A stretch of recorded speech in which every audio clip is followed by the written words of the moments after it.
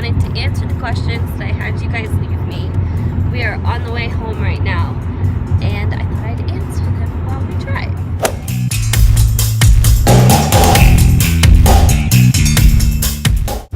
It's not hard to adopt having Turner syndrome. There's nothing particular about Turner syndrome that makes you really incapable of adopting. Some extreme health concerns they might want doctor documentation of, but as far as I can tell, there's nothing really that would get in your way and make it too difficult. Not any more difficult than it would be for anybody else. And how you do it, there are a ton of different ways to do it. There is through foster care, there's through traditional adoption, through an adoption agency, or there's things like embryo adoption. But you would need to be cleared by your doctor to do embryo adoption because you would need to be able to carry. So you would need to be health-wise cleared to be able to carry. Yeah. So that's that.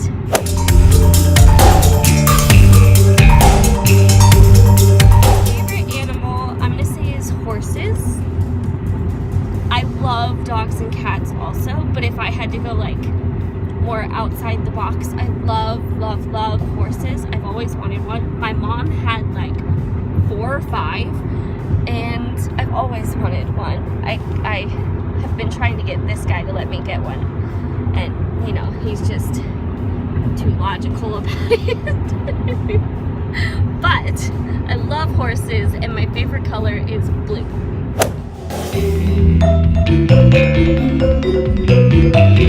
No, I'm okay. I don't think I would do well living in the snow. I'll visit it. I don't think I would do well living in it.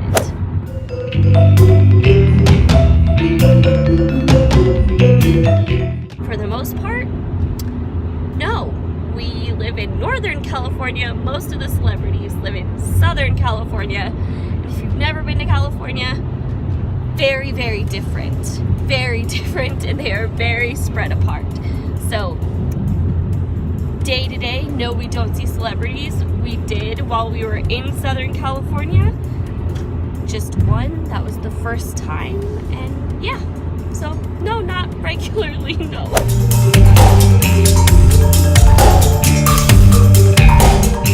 My birthday is Valentine's Day, and I just turned 27.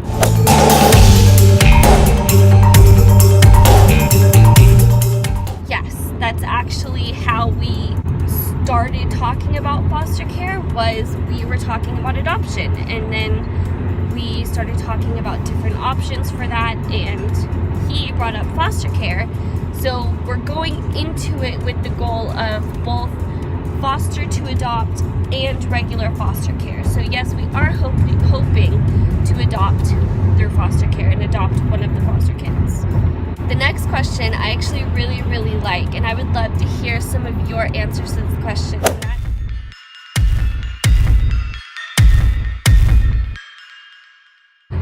I don't really know that I had a huge reaction to it, besides it made a lot of sense. For me, I felt different. I noticed things about myself that were different from my friends. I had one of my friends point my neck out and ask about it, and I didn't really have an answer. I didn't know why my neck was so much wider than normal, and I had no answer for why I was as short as I was, because no, my parents aren't tall, but we have tall people in our family, and my brother was like 6 foot. So I got a lot explained through finding out that I had Turner syndrome, and my parents already knew. They were just waiting till an age that I could understand it at. So when they told me, it was more of that explains a lot kind of reaction, and then it took me a while to get to the point of reacting to the infertility and actually having like a reality hit of what that meant in my life, because up to that point it didn't mean a whole lot, and that was the part that I really reacted to. Otherwise, there just hasn't been much. The next question actually involves him.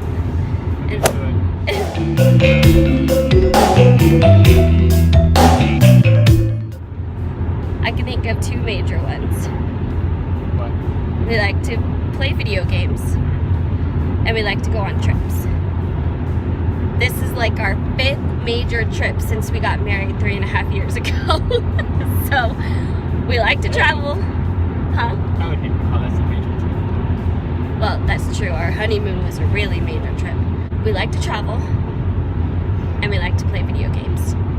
That and watch TV. That's our favorite things to do.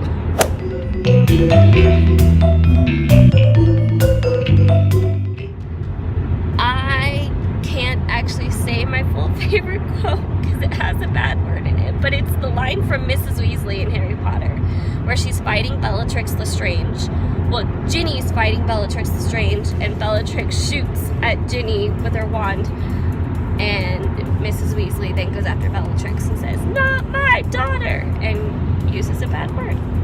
But my other favorite quote, also from Harry Potter, is when Hermione is talking to Ron and Harry and says, "I'm going to bed. Will either of you come up with another clever idea to get us expelled?" To get us killed. Or was expelled. I love that part.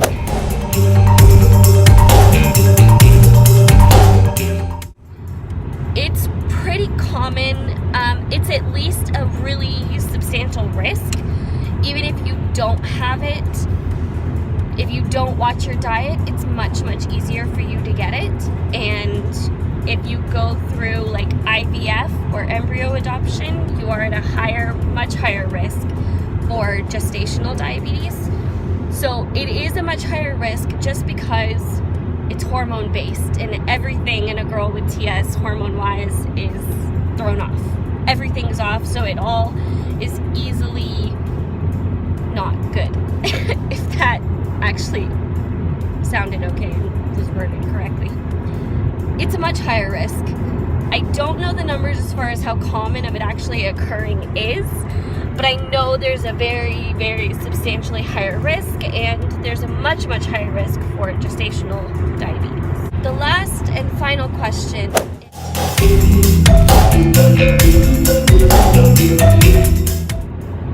That has been the hardest part for me.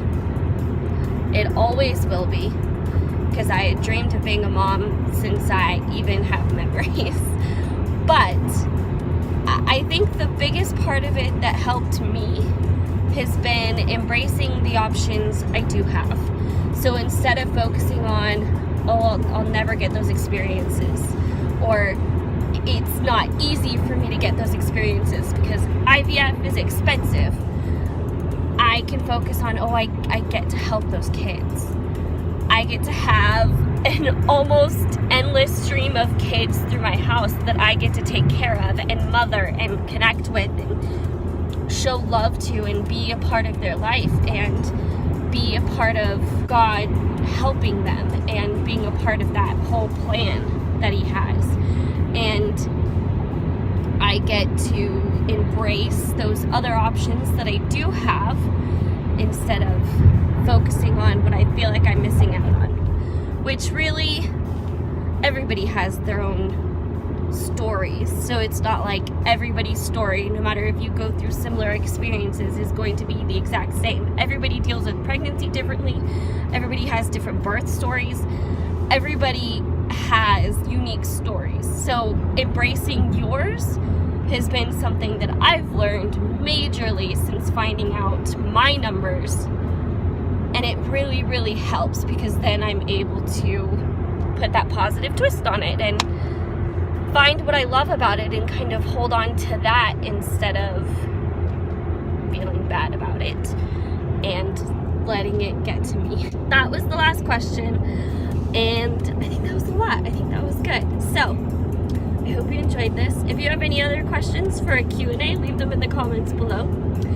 And yeah, if you like this, give it a thumbs up and share it with everybody. Make sure you are subscribed and have notifications on, and we will see you guys tomorrow. Bye!